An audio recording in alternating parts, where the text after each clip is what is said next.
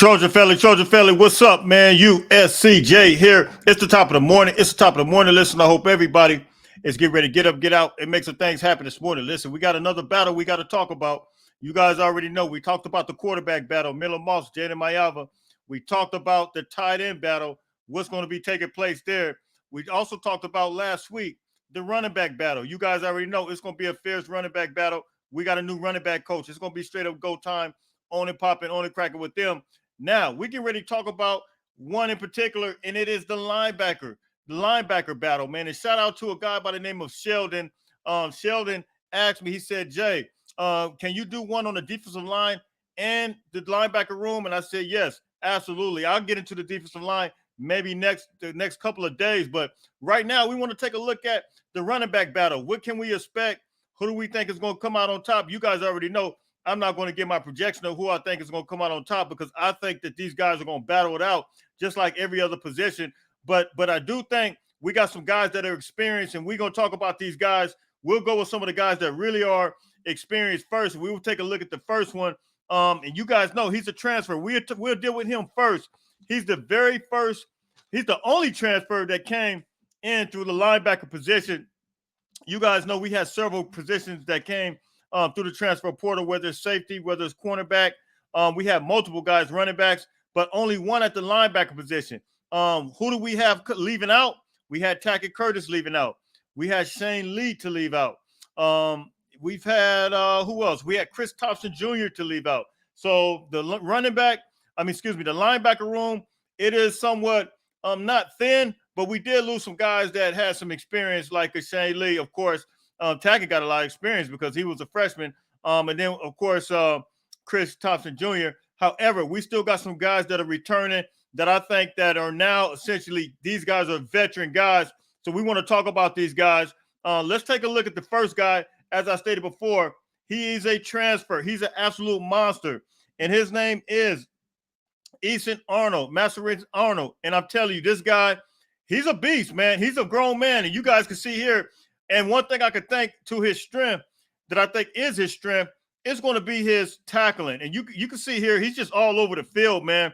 And coincidentally, he has the same almost frame size type of build, frame/build as a guy like Mason Cobb. Mason Cobb, I believe, standing at 5'11", 230. Ean Arnold, 5'11", 228. So they almost like identical players if you just look at them from a physical standpoint. We'll talk about their production. His production throughout the year, he had 31, excuse me, his production career-wise, he had 31 games total, 741 snaps. Also, when you look at him, his production on the year, when you look at his overall tackling, he had 42 solo, 2 sacks, and then 2 INTs this past season. And then total tackles, he had 106, 49 solo, 57 assists, 2 sacks, and then he had, of course, as I stated, the 2 INTs. So, he's a very, very experienced guy, man. Experience, they always say that experience is kind of like the best teacher, and you can't beat that with him. And you see he's a high motor guy, high production guy, and I think with him, it's going to be straight up go time, man. So you guys can drop those comments. You guys tell me what you think about Ean Arnold, man. The guy can absolutely fly across that field. I mean, do you guys drop those comments? I told you guys already today, excuse me, that I'm not going to make any projection. I'm just going to lay everything out there and talk about the battle that is going to be taking place at the linebacker position. So that's the first one. It's going to be Ean Arnold. Now, let's take a look at the second one. You guys know, I'm a big fan of his. He is very, very, he's the tallest guy that we have, one of the tallest guys that we have on the team. But you know who he is, man. It's Eric Gentry. He's very, very productive at Arizona State before he came. I think one of his strengths is what you're going to see right here is how he drops back in coverage and able to read exactly what the quarterback is doing. On the year, Eric Gentry had 26 solo tackles, 1 sack, and 1 forced fumble, 1 INT. And also, Eric Gentry had 45 total tackles, 26 solo, 19 assists, 1 sack, 1 forced fumble, also then 1 INT. And so you're talking about a guy that's extremely, physical. And we talked about Deontay Lynn, and we talked about Matt Ince, some of the things that these guys said. And one of the things that I believe Matt Ince said was talking about him picking up weight, and I believe he's already picked up weight. I think that was Deontay Lynn that might have said that how all these guys are actually getting bigger. Eric Gentry is getting bigger, and I think he has the heart. Nobody's ever questioned his heart. You guys know he played through pain, a lot of pain, and I think it's going to be straight up go time with him. But Eric Gentry, total games 34, total snaps 354. So you're talking about a guy that's absolutely going to get in there and compete. And one thing that I like about what Coach Deontay Lynn said, he was talking about Eric Gentry's unique skill set and the fact that Eric Gentry can, he could. They want to do all kinds of things with him. He's a Swiss Army knife. But they talked about the nickel package, how the nickel package will be, of course, for the nickel back. But when the nickel package is not installed, when it's not there, or when they don't have it out there, what they will have is the Mike, the Sam, and the line. So Eric Gentry could fit either one of those spots, Mike, Sam, or the Will, and be able to, be a Swiss Army knife and play one of those positions. So we can expect a guy like that to get out there and move and groove as it relates to the linebacker position. So that is Eric Gentry. You guys drop those comments, tap in with me. Let me know what you're thinking about, excuse me, Eric Gentry. Now, the next guy we're going to talk about, I got big love for him as well. We're going to talk about this guy because he's a baller. He's extremely athletic. We know we talked about this plenty of times, how this is Rannell Davis, could have went to LSU, but he came here. And, Alice Grinch got a hold of him. Didn't really utilize him the right way. Now, this new defensive style, now that we have this other stuff in play, excuse me, the Mike, Will, and the Sam, listen, I think it's going to benefit a guy like Rannell Davis. So he's a very athletic guy. Rannell actually had 35 games total played, 205 snaps. And, it's going to be straight up go time with a guy like Rannell as well. Listen, he's a hometown hero, man. He's a fan favorite. So we want to see Rannell get in there. You see him there sticking his head in, but we want to see Rannell get in there. But on the year, Rannell had a total of 10 tackles, 18 total. Excuse me. He had 10 solo tackles, 18 total, 8 assists. And so that's what Rannell did. But, he saw limited action, man. And when we did see him, Rannell was being pretty productive, I would say, as a linebacker. So those are the couple of guys. Also, you guys already know we can't leave this guy out because he's a high energy guy. He's a high motor guy.